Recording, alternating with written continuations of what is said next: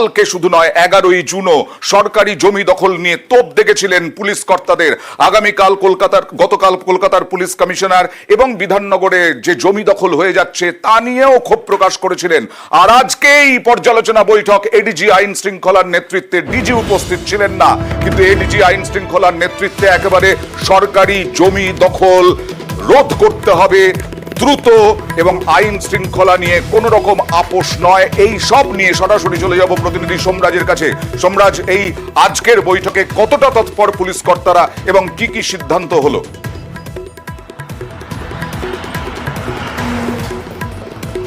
দেখো, গতকাল মুখ্যমন্ত্রী মমতা বন্দ্যোপাধ্যায় কড়া বার্তার পর আজকে রাজ্য পুলিশের উচ্চ পর্যায়ের বৈঠক হয়। রাজ্য পুলিশের ডিজি সঞ্জয় মুখোপাধ্যায় বৈঠকে উপস্থিত ছিলেন না, তেমনটাই সূত্র মারফত খবর।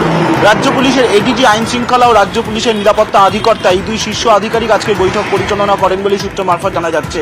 সেই বৈঠকেই সরকারি জমি জবরদখল নিয়ে কড়া বার্তা দিয়েছেন। স্পষ্টতই রাজ্য পুলিশের এডিজি আইন শৃঙ্খলা জানিয়ে দিয়েছেন যে জমি জবরদখল নিয়ে কোনো অভিযোগ এলেই তৎক্ষণাৎ পদক্ষেপ করতে হবে। এর আগেও একাধিক অভিযোগ এসেছে, কিন্তু পুলিশ কেন বসে থাকবে? স্থানীয়দের সহযোগিতা নিয়ে পুলিশকে কড়া পদক্ষেপ করতে হবে জমি জবরদখলের অভিযোগ এলেই। তুমি জানো, গতকালই মুখ্যমন্ত্রী মমতা বন্দ্যোপাধ্যায় কলকাতায় এনক্রোচমেন্ট হচ্ছে তা নিয়ে পুলিশ কমিশনের ভূমিকা নিয়ে ক্ষোভ প্রকাশ করেন। তিনি বলেন যে কলকাতায় এনক্রোচমেন্ট হচ্ছে, অথচ পুলিশ কমিশনার হিসেবে বিনীত গোয়েল কোনো কাজ করছেন না। বিধাননগরেও একই কাজ হচ্ছে। আজকের বৈঠকে রাজ্য পুলিশের এডিজি আইন শৃঙ্খলা মনোজ ভার্মা স্পষ্ট করে দিয়েছেন যে জমি জবরদখল বা কোনো জবরদখল নিয়ে কোনো অভিযোগ হলে সঙ্গে সঙ্গে তৎক্ষণাৎ পদক্ষেপ। আমরাও দেখিয়েছি বারবার সরকারি জমি দখলের অভিযোগ উঠছে, যে আমরাও বারবার দেখিয়েছি।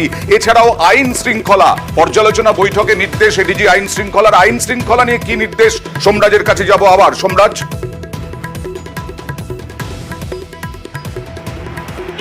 দেখো, সম্প্রতি কয়েকটি চুরির ঘটনা ঘটছে, খুন হবার ঘটনা ঘটছে। এই সব ঘটনা নিয়েও আজকে রাজ্য পুলিশের এডিজি আইন শৃঙ্খলা সিপি এবং এসপিদের কড়া বার্তা দেন। স্পষ্টতই বলেন যে এই ধরনের কোনো অভিযোগ হলে তৎক্ষণাৎ পদক্ষেপ করতে হবে। আইন শৃঙ্খলা নিয়ে কোনো রকমভাবে আপোষ করা যাবে না। পাশাপাশি যে যে জায়গাগুলি থেকে চুরির খবর আসছে বা খুনের ঘটনার খবর আসছে, সেখানে পুলিশকে আরো সতর্ক থাকতে হবে। পুলিশের গোয়েন্দা রিপোর্ট বা গোয়েন্দা বা ইন্টেলিজেন্সকে আরো বাড়াতে হবে। এই ইন্টেলিজেন্সকে কিভাবে বাড়ানো যায় তা নিয়েও পরিকল্পনা করার কথা আজকের বৈঠকে রাজ্য পুলিশের এডিজি আইন শৃঙ্খলা বলেন বলেই সূত্র মারফত খবর। ফলত সব মিলিয়ে আইন শৃঙ্খলা নিয়েও সিপি এসপিদের সতর্ক থাকতে বলেন। পাশাপাশি জমির জবরদখল নিয়েও আজকে কড়া বার্তা দিয়েছেন রাজ্য পুলিশের এডিজি আইন শৃঙ্খলা গতকালকের মুখ্যমন্ত্রীর বৈঠকের পর। ধন্যবাদ।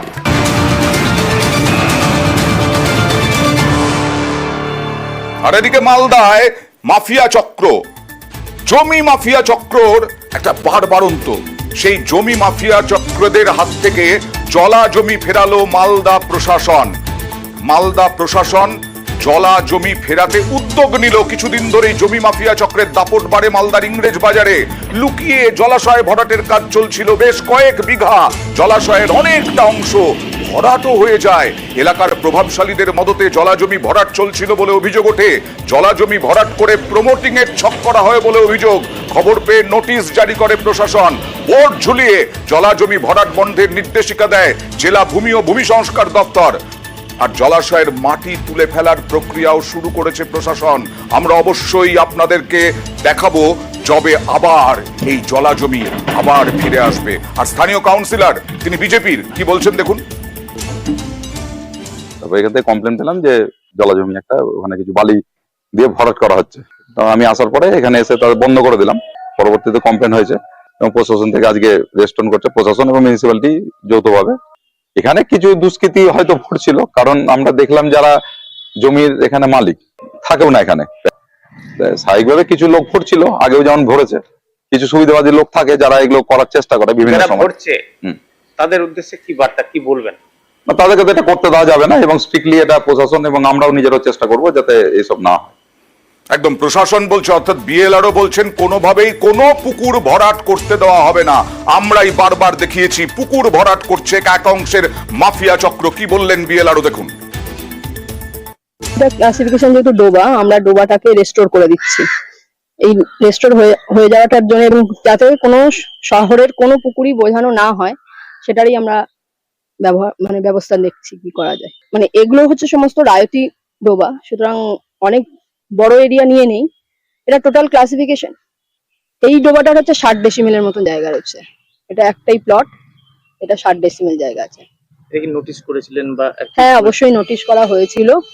তো যখন রেস্টোরেশনের কাজটা হলো না রায়তের দিয়ে, আমরাই করে দিচ্ছি।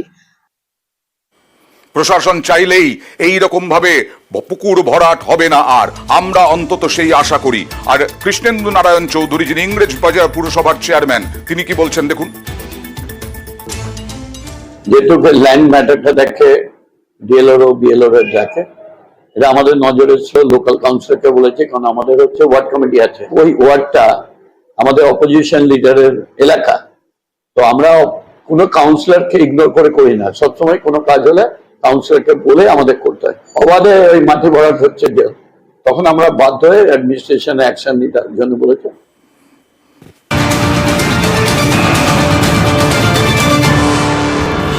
গতকাল রাজ্যের জেলায় জেলায় বিভিন্ন স্কুলে বিদ্যুতের অপচয় নিয়ে ক্ষোভ প্রকাশ করেছিলেন মমতা বন্দ্যোপাধ্যায়। এবার অ্যাকশনে স্কুল শিক্ষা দফতর। কিরকম অ্যাকশন, কি করছে স্কুল শিক্ষা দফতরের, কি উদ্যোগ, কথা বলবো প্রতিনিধি সোমরাজের সঙ্গে। সোমরাজ।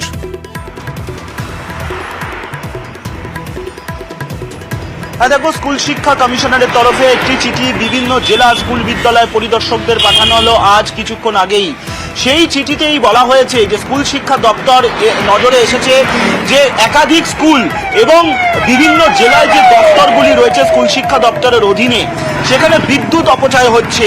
তাই বিদ্যুৎ অপচয় যাতে না হয় তার জন্য রাজ্য জুড়ে প্রধান শিক্ষক প্রধান শিক্ষিকাদের অনুরোধ জানাতে হবে যাতে স্কুলের পরে কোনোভাবেই বিদ্যুৎ অপচয় না হয়। এই সংক্রান্ত চিঠি স্কুল শিক্ষা দপ্তর দিল বিভিন্ন জেলা স্কুল বিদ্যালয় পরিদর্শকদের। পাশাপাশি বিভিন্ন জেলা স্কুল বিদ্যালয় পরিদর্শকদের টাস্কও দিল রাজ্য স্কুল শিক্ষা দপ্তর। সেখানে বলা হচ্ছে যে সারপ্রাইজ ভিজিট করতে হবে রাজ্য জুড়ে প্রত্যেকটি স্কুলে, কোথাও কোনো বিদ্যুৎ অপচয় হচ্ছে নাকি সেটা সারপ্রাইজ ভিজিটের মাধ্যমে দেখতে হবে। বিদ্যুৎ অপচয় হলে তা স্কুল শিক্ষা দপ্তরকে জানাতে হবে এবং এই ডিআইরা তারা সারপ্রাইজ ভিজিট করছে নাকি সেটাও রিপোর্ট পাঠাতে হবে স্কুল শিক্ষা দপ্তরকে। অর্থাৎ গতকালই মুখ্যমন্ত্রী মমতা বন্দ্যোপাধ্যায় স্কুল এবং সরকারি দপ্তরগুলিকে বিদ্যুৎ অপচয় হচ্ছে বলে সরব হয়েছিলেন। তারপরেই আজকে স্কুল শিক্ষা দপ্তরের কমিশনার কিছুক্ষণ আগে চিঠি পাঠিয়েছেন রাজ্য জুড়ে প্রত্যেকটি জেলার ডিআইদের, এবং যাতে এই বিদ্যুৎ অপচয় না হয় তার জন্য অনুরোধ জানানোর কথা বলা হয়েছে রাজ্য জুড়ে স্কুলের প্রধান শিক্ষক প্রধান শিক্ষিকাদের। এবার দেখাবো, দেখুন একটা স্কুলে বিদ্যুতের বিল 34,000 টাকা, একটা স্কুলেই। বিস্তারিত দেখুন। কোন স্কুলে বিদ্যুতের বিল 34,000 টাকা, কোন স্কুলে আরো বেশি 41,000 টাকা।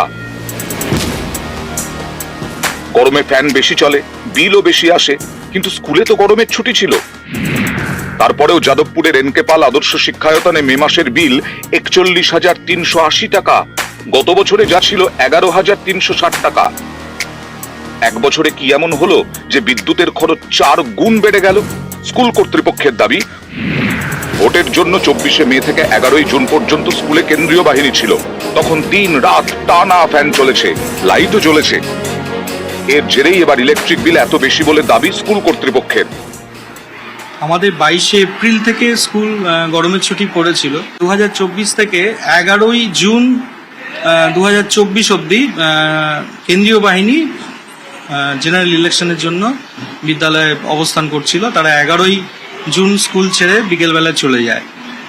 তো তারপরে আমাদের কাছে বিলটা আসে, দেখা যায় যে 41,380 টাকা, যেটা আমাদের নর্মাল বিলের চাইতে ফার হাই যে বিলটা এসছে। একই অবস্থা যোধপুর পার্ক বয়েজ স্কুলের। এই স্কুলে মে মাসে বিদ্যুতের বিল এসেছে 34,172 টাকা। গত বছরে যা ছিল 7,150 টাকা।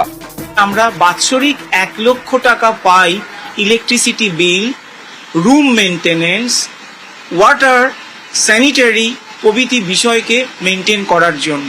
যদি 1 মাসের বিল আমাদের 35,000 ওঠে, আমরা ইচ্ছা থাকলেও অভিভাবকদের কাছে বেশি টাকা চাইতে পারি না বা কোনো অজুহাত দিতে পারি না। এই বিলটা আমরা কিভাবে পেমেন্ট করব সেটা আমরা বুঝে উঠতে পারছি না। একটা সরকারি স্কুল, আমরা সামান্য টাকার বিনিময়ে ছাত্রদের শিক্ষাদান করি, সেক্ষেত্রে এটা কিভাবে আমরা ছাত্রদের টাকা থেকে এটা পেমেন্ট করব, এটা আমাদের পক্ষে বোঝা দুষ্কর। সমস্যা সমাধানে স্কুল শিক্ষা দপ্তরের দ্বারস্থ কলকাতার একাধিক স্কুল। বিপুল বিদ্যুতের বিল মেটানোর জন্য নির্বাচন কমিশনের কাছেও আবেদন জানানোর কথা ভাবছে তারা। ক্যামেরায় বিপুল ঘোষের সঙ্গে অমিত সরকার, নিউজ 18 বাংলা।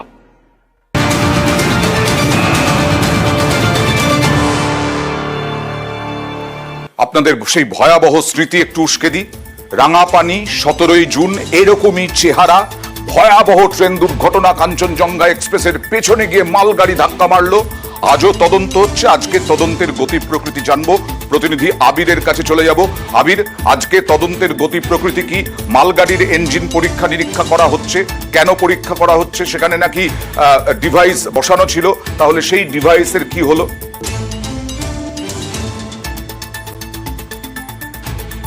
দেখো, আজকে যে কারণে ইঞ্জিন পরীক্ষা করা হচ্ছে সেটা হচ্ছে যে এমার্জেন্সি ব্রেক কষা হয়েছিল কিনা সেটাকে দেখার জন্য। এবং এনএফআর যে রিপোর্ট জমা দিয়েছিল সেখানে তারা উল্লেখ করেছিল যে পণ্যবাহী ট্রেনটির যে ইঞ্জিন, তার যে ব্রেক সিলিন্ডার যেগুলো রয়েছে তার সমস্ত কটাই ভাঙা অবস্থাতে পাওয়া গিয়েছে। এর কারণ হিসাবে যারা রেলের যারা কাজের সঙ্গে যুক্ত তারা বলছেন যে শেষ মুহূর্তে যে এমার্জেন্সি ব্রেক সেটা অ্যাপ্লাই করেছিলেন চালক এবং সহকারী চালক উভয়, এবং সেই কারণেই দুর্ঘটনা ঘটার সাথে সাথে এই অবস্থা হয়েছে ইঞ্জিনটির। এছাড়া ইঞ্জিনের মধ্যে একটা ডেটা রেকর্ডার রয়েছে, সেই ডেটা রেকর্ডার থেকে ঠিক দুর্ঘটনা ঘটার সময় ইঞ্জিনটি বা ট্রেনটির কতটা গতিবেগ ছিল সেটা সম্পূর্ণভাবে জানতে পারা যাবে। সেই ডেটাও আজকে সংগ্রহ করা হয়েছে। এই দুর্ঘটনার ক্ষেত্রে আমরা বারবার ধরেই বলছি যে লাইনের যে চেহারা, অর্থাৎ ভৌগোলিক যে অবস্থান এবং সিগন্যাল, এই দুটো যেহেতু সম্পূর্ণভাবে জড়িত রয়েছে, সেই কারণেই হচ্ছে যে কখন ব্রেক কষা হয়েছিল এবং তার আগের গতিবেগ কত ছিল সেটা তদন্তের ক্ষেত্রে অত্যন্ত সাহায্য করবে। সেই কারণেই আজকে দীর্ঘ সময় ধরে ইঞ্জিনটিকে পরীক্ষা করা হয়েছে। তবে যেটা রিপোর্টে জানতে পারা যাচ্ছে সেটা হচ্ছে যে ইঞ্জিন যথাযথভাবেই ছিল, অর্থাৎ ইঞ্জিনের যে বিভিন্ন সময় পরীক্ষা করা হয়, যিনি আহত মালগাড়ির সহচালক তাকেও তো জিজ্ঞাসাবাদ করে এই সম্পর্কে কিছু জানা যেতে পারে। আবির,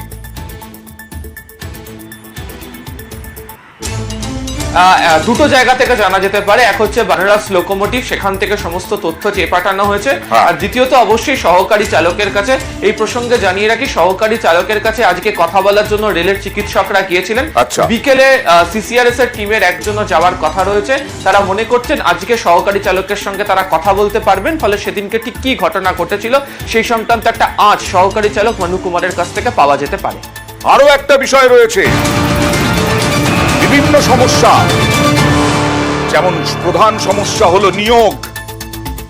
উত্তর পূর্ব সীমান্ত রেলে বারবার দুর্ঘটনা। বলা হচ্ছে পর্যাপ্ত নিয়োগ না হওয়াতেই সমস্যা বলে অনুমান। চলে যাব প্রতিনিধি আবিরের কাছে। আর এই নিয়োগ না হওয়ায় দীর্ঘক্ষণ ধরে নাকি কাজের চাপ, চালক সহকারী চালক তারা কতক্ষণ ধরে ডিউটি করেন, এ তো ভয়ঙ্কর রিস্ক।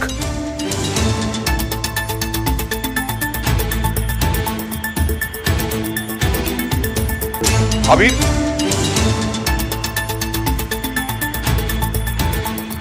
দেখো, উত্তর পূর্ব সীমান্ত রেলের মধ্যে মালদা, কাটিহার, তিনসুকিয়া, লামডিং, এই সমস্ত যে সেকশনগুলো রয়েছে যেখান থেকে ক্রু মেম্বারদেরকে নিয়োগ ট্রেন পরিচালনা করার জন্য দেওয়া হয়, তার যে তথ্য এসে পৌঁছচ্ছে সেখানে দেখতে পাওয়া যাচ্ছে যে চালকের যে পদ, সেই পদ ফাঁকা পড়ে রয়েছে এবং সেই কারণে যাদেরকে দিয়ে কাজ করানো হচ্ছে তাদেরকে অতিরিক্ত সময় ডিউটি করতে হয়।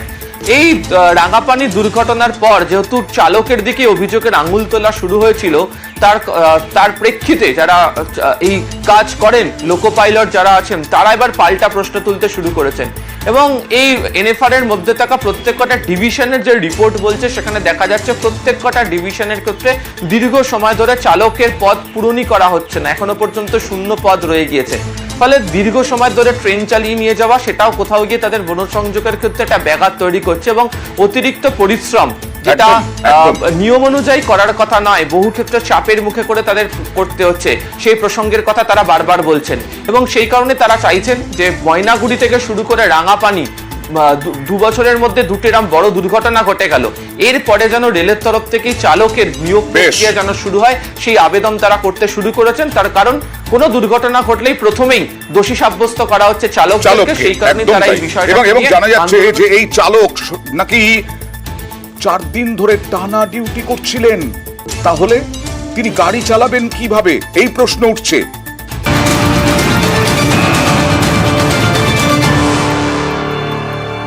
এবার চলে যাব তেহট্টের বিধায়ক তাপস সাহার খবরে। নিয়োগ দুর্নীতিতে তাপস সাহার বাড়িতে তল্লাশি চালিয়েছিল সিবিআই।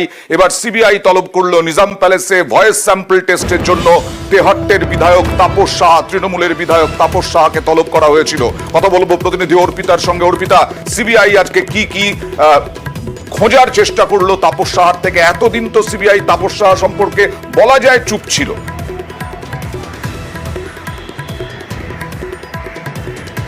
দেখো, এই মামলাতে অর্থাৎ এই যে বিভিন্ন জনকে সরকারি চাকরি পাইয়ে দেওয়ার যে প্রতিশ্রুতি এবং তাতে যে লক্ষ লক্ষ টাকা যে তোলা হয়েছে বলে অভিযোগ, সেই মামলা রাজ্য পুলিশের অ্যান্টি করাপশন ব্রাঞ্চে ছিল এবং সেই তদন্তই নেয় সিবিআই আধিকারিকরা। এরপরে সিবিআই আধিকারিকরা আজকে মূলত তাপস সাহাকে তলব করেছিল তার ভয়েস স্যাম্পল টেস্টের জন্য। তার কারণ গতকাল প্রবীর কয়াল অর্থাৎ তাপস সাহা ঘনিষ্ঠ এই প্রবীর কয়াল এবং আরো 3 জনের ভয়েস স্যাম্পল তারা কিন্তু সংগ্রহ করেছে। মূলত একটি মোবাইলের অডিও ক্লিপস তাদের হাতে এসেছে সিবিআই এর হাতে, যেখানে তারা পরীক্ষা করে একেবারে কণ্ঠস্বরে সেই নমুনা নিয়ে তারা পরীক্ষা করে তারা দেখতে চাইছেন যে ওই যে দুজনের মধ্যে যে কথোপকথন সেটা কাদের কথোপকথন, সেখানে তাপস সাহার কোনো কথোপকথন রয়েছে কিনা। সেই কারণে তাকে আজকে তলব করা হয়। প্রায় 1.25 ঘন্টা থেকে 2 ঘন্টা মতন সেখানে তিনি ছিলেন এবং তারপরে তিনি কিন্তু বেরিয়ে যান। মূলত এই রাজ্য পুলিশের এসিবির থেকে এই মামলা যায় সিবিআই এর হাতে। সিবিআই কিন্তু এই তদন্ত করছে। আগে এই মামলাতে এই তেহট্টের বাড়িতে সেখানে সিবিআই আধিকারিকরা গিয়ে তারা অর্পিতা, তাপস সাহা বলছেন এবং তাপস সাহার আইনজীবীও বলছেন সব রকম সহযোগিতা করবেন। ভাই সহযোগিতা করবো, আমার তলব করা হয়েছে, আমি সহযোগিতা করবো। ঠিক আছে, এসে তদন্তের ক্ষেত্রে ওনাকে ডেকেছে, একটা ভয়েসের ব্যাপার আছে, সেই নিয়ে ওনাকে আজকে ডেকেছে। উনি করবেন তদন্তে, সবসময় এর আগেও সাহায্য করেছেন। Is suffering from different types of elements, ওনার শরীর অসুস্থ। সেই অবস্থাতেও যখনই সিবিআই ডেকেছে, যতবারই ডেকেছে উনি ততবারই এসছেন সিবিআই কে তদন্তে সাহায্য করার জন্য।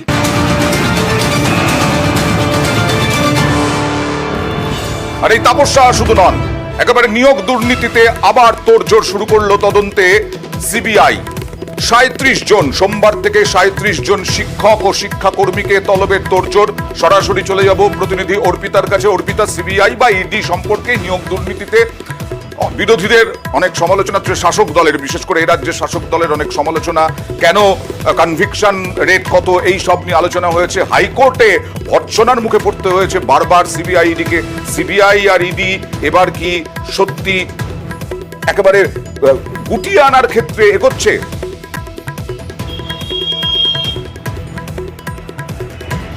দেখো, এই নিয়োগ দুর্নীতি যে মামলা, সেখানে অযোগ্য চাকরি প্রার্থীদের জিজ্ঞাসাবাদ করে এখন অব্দি 37 জনের নাম উঠে এসেছে, যেটা কিনা অত্যন্ত গুরুত্বপূর্ণ। যেখানে রয়েছে এই রাজ্যের বিভিন্ন স্কুলে চাকরিরত বা কর্মরত সেখানকার শিক্ষক, প্রায় সেখানে 11 জন সেখানে শিক্ষক পদে রয়েছেন। এছাড়াও 2 জন রয়েছে অশিক্ষক অর্থাৎ কর্মী, এছাড়াও বেশ কিছু স্টাফ রয়েছে। মোট প্রায় 37 জন উঠে এসেছে এই নাম। এই 37 জনের নাম অযোগ্য চাকরি প্রার্থীদের থেকেই বয়ান রেকর্ড করে সিবিআই পেয়েছে। আগামী সোমবার থেকে ধাপে ধাপে এদেরকে জিজ্ঞাসাবাদ পর্ব শুরু হবে, তাদেরকে তলব করে তাদের বয়ান রেকর্ড করা হবে। কারণ এখানেই ওয়াকিবহাল মহলের প্রশ্ন যে এই রাজ্য জুড়ে বিভিন্ন জায়গায় যে নিয়োগ দুর্নীতি চলছে বলে যে বিভিন্ন জায়গায় যে তোলপাড় হচ্ছে, সেখানে কি তাহলে এবার এই স্কুলের যে শিক্ষক অশিক্ষক কর্মী যারা রয়েছে বা যারা স্টাফ রয়েছে তাদেরও কি র্যাকেট চলতো এবং তারাও কি কোনোভাবে কমিশন পেতেন বা তারা নগদ তারা লেনদেন করতেন? এই গোটা বিষয়টা খতিয়ে দেখতে চাইছে সিবিআই আধিকারিকরা। সেই কারণে এবারে শিক্ষক এবং অশিক্ষক কর্মী বা যারা স্কুলের যারা অন্যান্য যারা স্টাফ তাদেরকে তলব করে তাদের বয়ান রেকর্ড করতে চাইছে সিবিআই আধিকারিকরা। এই সমস্ত করে সিবিআই কত দূর এগোতে পারে নিয়োগ দুর্নীতির ক্ষেত্রে। আর চলে যাব এবার দিল্লিতে।